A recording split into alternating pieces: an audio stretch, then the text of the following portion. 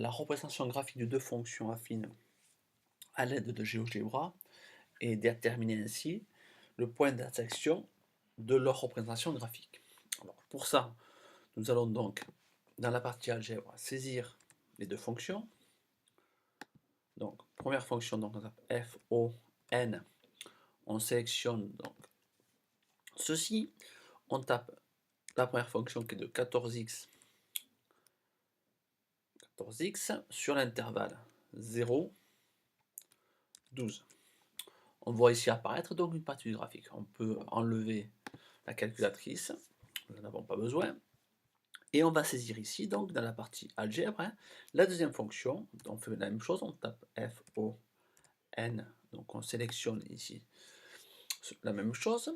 On tape 11x plus 24 de l'intervalle 0 sur l'intervalle 0, 12. Et on voit apparaître donc cette partie algèbre, la deuxième fonction. La première fonction s'appellant f est en bleu, la deuxième fonction s'appellant g est en rouge. Donc on va faire apparaître donc la représentation graphique de ces deux fonctions sur notre graphique ici.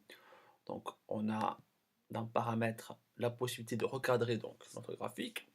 On peut également déplacer le graphique pour le centrer davantage. Alors le graphique n'apparaît pas complètement, donc on peut agir également sur les axes pour déformer le graphique.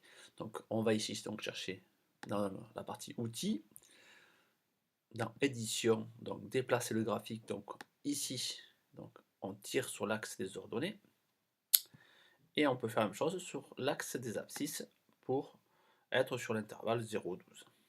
Donc avec l'outil donc déplacer le graphique.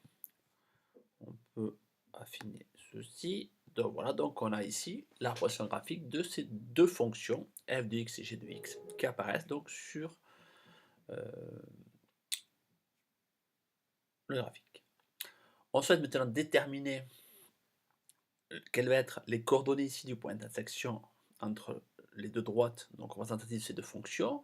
On a ici un outil qui s'appelle outil intersection. Donc on clique dessus et on va sélectionner, donc comme c'est proposé ici, les deux objets. Donc première fonction qui est f de x et on clique sur la deuxième fonction qui est g de x. On voit apparaître alors ici un point A qui est le point d'intersection entre les deux droites.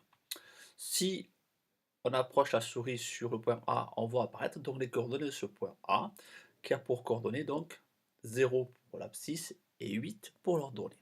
Mais on peut également faire apparaître dans la partie algèbre les coordonnées donc de ce point A, d'intersection de F et de G, qui a pour coordonnées 8 d'abscisse, 112 d'ordonnée.